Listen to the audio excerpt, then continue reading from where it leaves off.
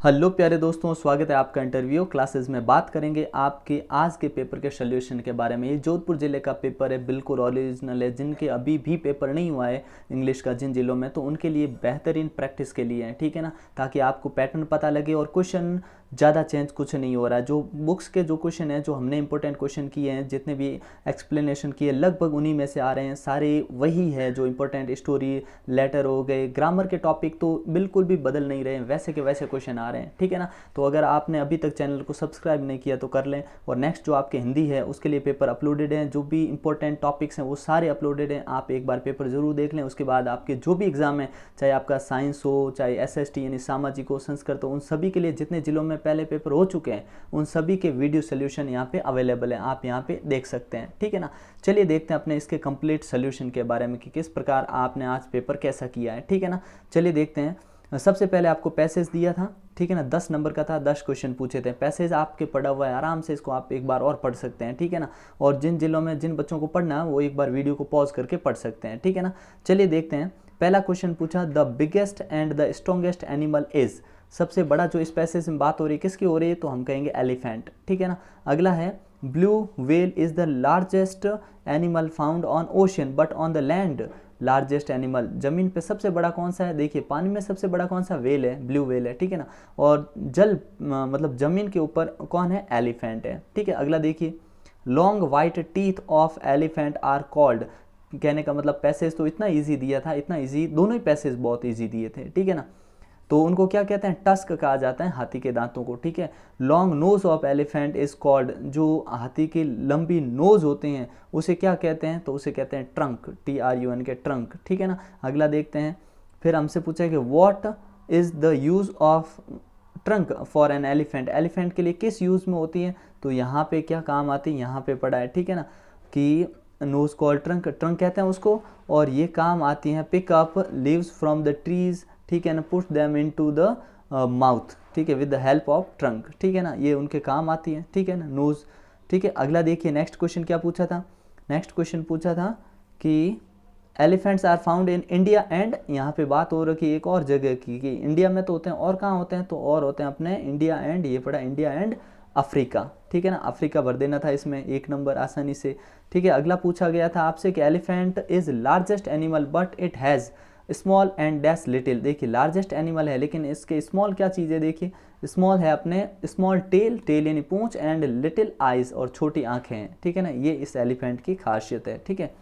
अगला क्वेश्चन पूछा गया था कि elephant is a very dash animal so it can be tamed. Tame मतलब होता है पालतू बनाना किसी जीव को, ठीक है ना।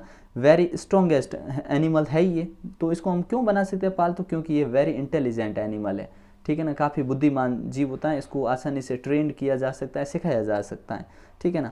फिर पूछा, why is the elephant a strange looking animal. ये स्ट्रेंज लुकिंग एनिमल क्यों है, तो ये अपने पहली लाइन में आंसर है, उम्मीद करता हूँ यहाँ से आपने गलत नहीं किया होगा इसको, ठीक है ना। चलिए नेक्स्ट पैसेज के बारे में बात करते हैं, ये जयपुर के बारे में, ठीक है ना। बड़ा ही सिंपल दिया हुआ था, ठीक है ना। अगर नहीं पढ़ा तो एक बार वीडियो को यहीं पर रोक के एक बार पढ़ लीजिएगा। सीधे क्वेश्चन पे चलता हूँ मैं, ठीक है ना। पहला पूछा गया था आपसे क्वेश्चन कि the Paris of India is. Paris किसको कहते हैं, जयपुर को कहते हैं इंडिया का पेरिस, ठीक है ना। फिर है, old city of Jaipur is known as pink city, ठीक है ना, गुलाबी नगरी कहते हैं। फिर है, largest city of Rajasthan is. जो लार्जेस्ट सिटी है, सिटी बोला है, ठीक है ना, तो सिटी है जयपुर, ठीक है। Name of the tourist destination in Rajasthan, तो ये कोई बड़ी बात नहीं है, टूरिस्ट डेस्टिनेशन आप राजस्थान में क्या क्या देख सकते हैं, तो यहाँ पे ये सारी चीज़ें मेंशन है जो आप देखना चाहिए यहाँ पे जाके, ठीक है ना। हवा महल, जंतर मंतर, ठीक है ना, अल्बर्ट म्यूजियम हॉल, ये जो भी है, ठीक है ना, अम्बेर फोर्ट, ठीक है। अब अगला पूछा गया है कि if you go to Jaipur which place you, आप कौन सी जगह देखना चाहेंगे, तो जो भी जगह ऊपर मेंशन है उनमें से कोई भी आप इसमें लिख सकते थे। Who plan the city Jaipur, Jaipur city को प्लान किसने किया, तो प्लान करने वाले व्यक्ति का नाम क्या है, यहाँ पे आया है विद्याधर भट्टाचार्य, ठीक है ना, विद्याधर भट्टाचार्य ने ये प्लान किया था, ठीक है ना। अगला देखते हैं नेक्स्ट क्वेश्चन अपना, जिसमें आपको क्या करना है कि find a word that is similar to well known. Well known मतलब जो परिचित हो, जाना पहचाना हो, उसको क्या कहते हैं, उसको पॉपुलर कह सकते हैं, फेमस कह सकते हैं, काफ़ी वर्ड इसमें आए हुए हैं, ठीक है ना, तो वहाँ से आप लिख सकते हैं।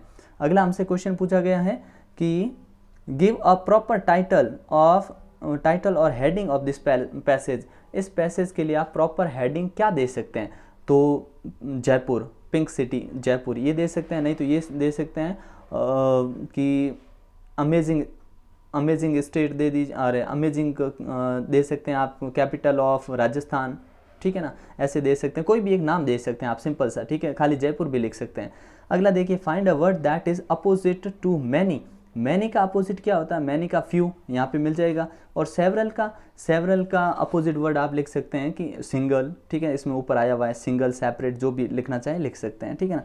पास्ट, रिलेटेड टू पास्ट, तो पास्ट से रिलेटेड होता है उसको हम कहते हैं हिस्ट्री, ठीक है, क्या होते हैं, हिस्ट्री। फिर आपसे पूछा गया था कि भाई की शादी है, तो इसके लिए प्रॉपर वीडियो अपलोडेड था, ठीक है ना, जिन्होंने अभी पेपर होना है उनको भी ध्यान रखना है किस प्रकार से पेपर को करना है, ठीक है, मिल जाएगा आपको, ठीक है। ये खो खो मैच अरेंज करवाने के बारे में थी, ठीक है ना। ईमेल लिखना था आपको, और ईमेल भी किसके ऊपर लिखना था, syllabus completing in maths and English, ये आपके हाफ ईयरली में भी आया, ठीक है, और आपके ईयरली में भी आ गया। कहने का मतलब ये तो कंटिन्यू चल रहा है। और देखिए सुविधाएं देखिए, आपको 3 चीज़ें और मैं दे दी, तीनों में से कोई एक करना था, ठीक है, बाकी जिलों में ऐसा नहीं था, ये जोधपुर वालों के साथ कुछ खास ही रियायत बरती जा रही है, ठीक है ना। अगला देखते हैं, जिसमें आपको द रिपब्लिक डे के बारे में आउटलाइन 60 से 80 वर्ड लिखने थे, ठीक है ना। तो यहाँ पे रिपब्लिक डे के बारे में आउटलाइन दी हुई थी, आपको यहाँ से कर लेनी थी। टेलीविज़न इज़ एडवांटेजेस, मतलब टेलीविज़न के फ़ायदे बताने थे, आपको नुकसान एक भी नहीं बताना था, ठीक है ना। हालांकि हमने जो कर रखे उसमें टेलीविज़न के फ़ायदे नुकसान सब कर रखे हैं, लेकिन आपको यहाँ पे सिर्फ फ़ायदे गिनवाने थे। फिर आपको स्टोरी यहाँ पे दे रखी है, वेन स्टेग, मतलब जो एक अपने स्टेग होता है जो अपने सींगों की तारीफ करता है, एक दिन फंस जाता है, फिर अपनी टांगों को बुरा भला कहता है, वो वाली स्टोरी है, ठीक है ना।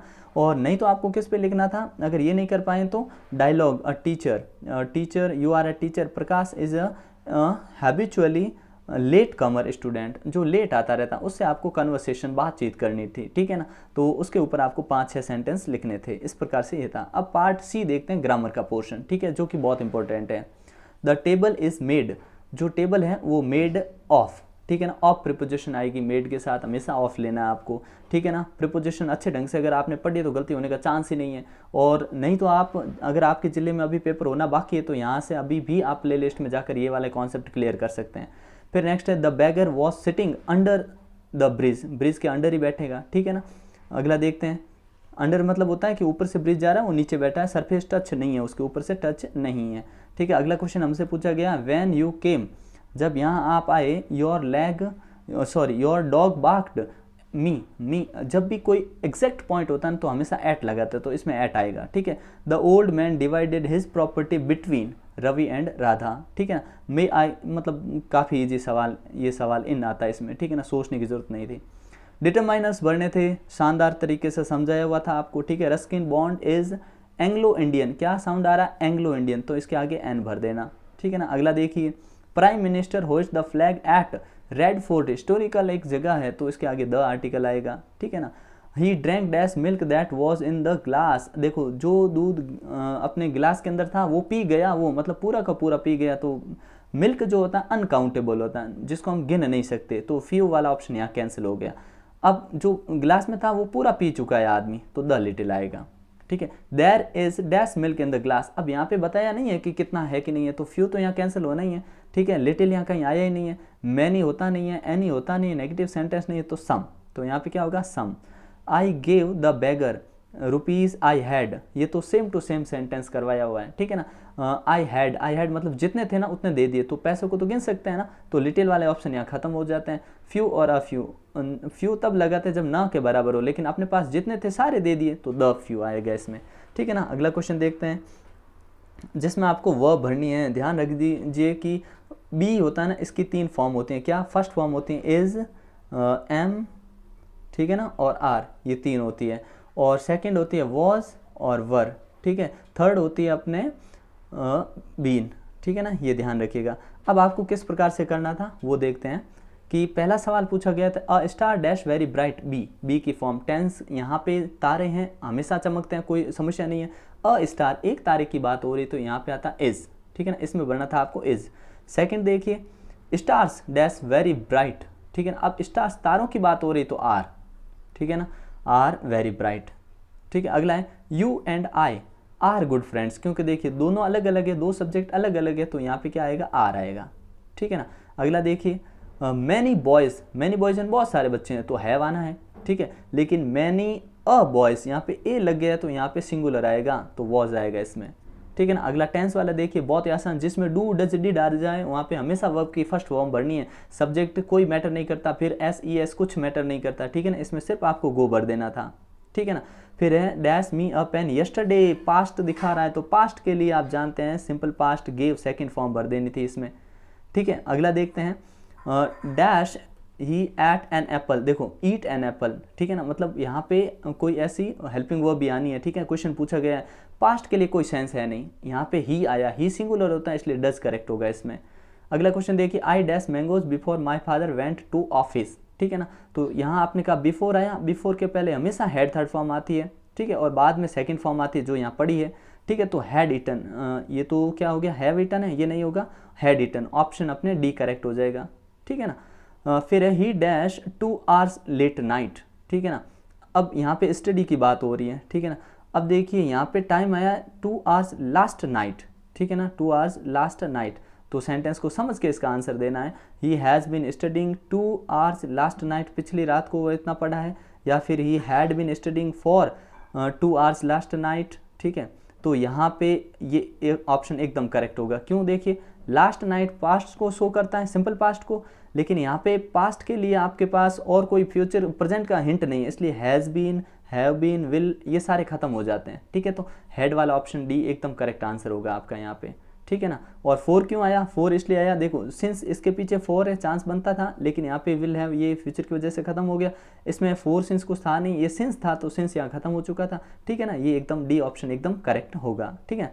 अगला आपको पैसेज दे रखा था, ठीक है ना, और इस पैसेज के अकॉर्डिंग आपको क्वेश्चंस के आंसर देने थे, ठीक है। इसमें कोई मुश्किल नहीं रही होगी, ठीक है ना। क्वेश्चन ऐसे कुछ खास नहीं थे, क्योंकि हमने बीहाइव और मोमेंट्स के जो भी इंपॉर्टेंट क्वेश्चन किए थे लगभग उन्हीं के में से क्वेश्चन आए हैं, ठीक है ना। How does Tommy describe the old kind of school, ठीक है, ये हूबहू क्वेश्चन आए, कहने का मतलब हमने बहुत बार पढ़ रखे हैं, ठीक है ना।